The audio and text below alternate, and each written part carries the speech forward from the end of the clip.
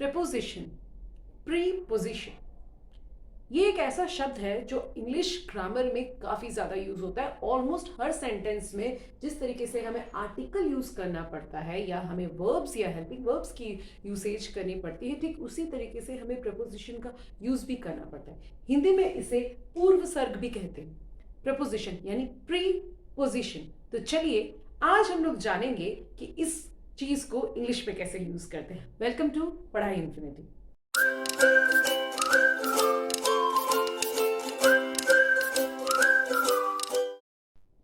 मैं आपको दो सेंटेंसेस दे रही हूं, दोनों का डिफरेंस सोचने की कोशिश कीजिए।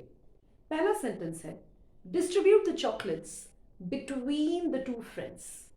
Distribute the chocolates between the two friends. और सेकंड सेंटेंस है distribute the chocolates among two friends. सोचने वाली बात है, क्या ये दोनों सिमिलर है या ये दोनों सिमिलर नहीं? आज हम लोग यही पता करेंगे। आइए सबसे पहले पता करते हैं कि प्रेपोजिशन की डेफिनेशन क्या है और इसका मतलब क्या है। तो प्रेपोजिशन की जो डेफिनेशन है वो है preposition shows relation between a noun or pronoun to other words or the rest of the sentence।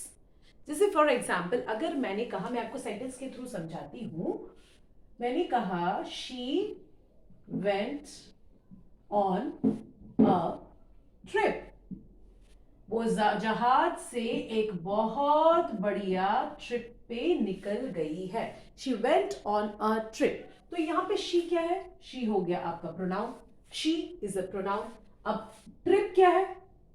Trip क्या है? ट्रिप हो गई आपकी नाउन, या फिर आप इसको ऑब्जेक्ट भी कह सकते हैं, या फिर जैसे कि मैंने कहा कि रेस्ट ऑफ द सेंटेंस, बाकी का सेंटेंस भी है। तो भैया प्रोनाउन पता चल गया, नाउन पता चल गया, तो यहाँ पे प्रेपोजिशन क्या है? प्रेपोजिशन यहाँ पे हो गया ऑन।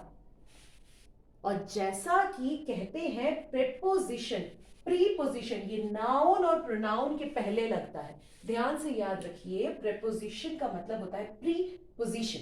ये नाउन या प्रोनाउन संज्ञा या सर्वनाम से पहले ये लगता है।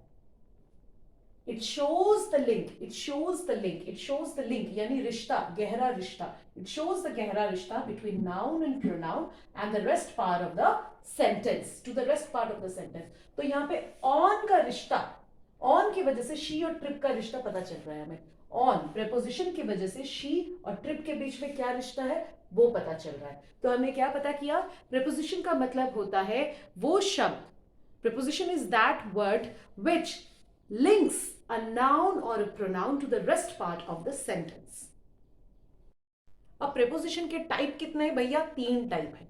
वो 3 टाइप भी हम लोग फटाफट से देख लेते हैं। पहला टाइप हो गया आपका प्लेस यानी जगह, फिर आ गया आपका डायरेक्शन यानी कि कौन सी तरफ है, और थर्ड हो गया आपका टाइम यानी कि समय, घड़ी, घड़ी की टिक टिक समय। तो ये 3 प्रकार हो गए। अगर आपसे कोई पूछे भैया what are the 3 types of preposition, झटपट बता दीजिए place, direction and time are the 3 types of preposition. बिल्कुल भी घबराना नहीं है, ये तीनों कैटेगरीज में हम सबसे ज्यादा सर्वनाम को यूटिलाइज करते हैं। तो प्लेस में कैसा कैसा आ सकता है? She lives in Delhi, She lives in Delhi, मैं लिख देती हूँ थोड़े से याद रहेंगे आपको। She lives in Delhi। Next हो गया she is standing on the bridge, on the bridge। तो ये हो गए आपके प्लेस वाले। Similarly direction, she is walking towards the hill, towards the hill। She is walking towards the hill। ये हो गया direction. The dog ran after the thieves। The dog ran after the thieves। तो towards भी आपको बता रहा है कि आप हिल की तरफ जा रहे हैं, और ran भी आपको बता रहा है कि वो ran after the thieves। तो after यहाँ पे हो गया towards, यहाँ पे हो गया after, ये दोनों ही आपको डायरेक्शन बता रहा है। अब आ जाते हैं हम लोग समय पे यानी कि टाइम पे। Did you reach on time? Did you reach on time? क्या तुम समय से पहुंच गए थे? Did you reach on time? I will be here sharp at 5 o'clock। I will be here sharp at 5 o'clock। तो यहाँ पे ऑन भी आपको टाइम के बारे में बता रहा है और एट भी आपको टाइम के बारे में बता रहा है। तो अब जब हमने पता कर लिया कि प्रपोजिशन होता क्या है, तो उसका पोजीशन यानी कि सेंटेंस में एग्जैक्टली प्रपोजिशन को कहाँ बिठाना है ये भी जरा पता कर लेते हैं, क्योंकि कई बार हम लोग यूटिलाइजेशन के टाइम पे थोड़ा सा कंफ्यूज हो जाते हैं। तो प्रपोजिशन अगर हम लोग देख ले, जैसे कि मैंने कहा कि प्रपोजिशन हमेशा नाउन या प्रोनाउन के पहले होता है, बिल्कुल सही बात। लेकिन सब्जेक्ट और वर्ब, सेंटेंस का जो सब्जेक्ट आप लिखेंगे और जो वर्ब होगा वो प्रपोजिशन के पहले आना चाहिए, प्रपोजिशन उसके बाद लिखेंगे और उसके बाद आएगा नाउन। ध्यान रखिए यहां वर्ब कभी नहीं डालना है, यानी कि सबसे पहले आएगा सब्जेक्ट, फिर आएगा वर्ब, चाहे वो आपका मेन वर्ब हो, हेल्पिंग वर्ब हो, फिर आएगी आपकी प्रपोजिशन और उसके बाद आएगा नाउन। देखिए ये बीच में है, दैट मीन्स ये बीच में इन दोनों को लिंक कर रहा है, इन दोनों को लिंक कर रहा है, नाउन प्रोनाउन को बाकी सेंटेंस के साथ लिंक कर रहा है। तो जल्दी से एग्जांपल देख लेते हैं। She kept the mug on the wrong table, तो शी हो गया आपका सब्जेक्ट, केप्ट हो गया आपका verb, the mug on the wrong table, on हो गया आपका प्रेपोजिशन और रॉन्ग टेबल या फिर टेबल हो गया आपका नाउन। तो ये ऑन क्या कर रहा है, लड़की, मग और टेबल, इन तीनों के बीच में कौन रिलेशनशिप क्रिएट कर रहा है, on. Second sentence, return it to me before 20th, तो रिटर्न यहां पे क्या हो गया, रिटर्न हो गया आपका वर्ब, ध्यान दीजिए ये सब्जेक्ट नहीं है, रिटर्न हो गया आपका वर्ब, इट टू मी, मी हो गया सब्जेक्ट, बिफोर, बिफोर हो गया आपका प्रोनाउन सॉरी प्रपोजिशन और 20th हो गया आपका रेस्ट ऑफ द सेंटेंस। ठीक है, तो यहां पे बिफोर के साथ 20 तारीख रिटर्निंग, मुझे ये सारी चीज को कौन कनेक्ट कर रहा है, बिफोर कनेक्ट कर रहा है। तो आज के पार्ट 1 में हम लोग फोकस करेंगे प्रीपोजिशन ऑफ प्लेस, और इसीलिए मैंने स्टार्टिंग से इसे हेडिंग पे लिख के भी रखा है। इसके बाद टाइम और डायरेक्शन के ऊपर सोली अलग मैं शॉर्ट वीडियोस लाऊंगी, जिससे कि आपको जब जो जरूरत पड़े आप उसे आराम से देख सकते हैं। सो प्रीपोजिशन ऑफ प्लेस, सोर्स relation of place between noun pronouns to the rest of the sentence.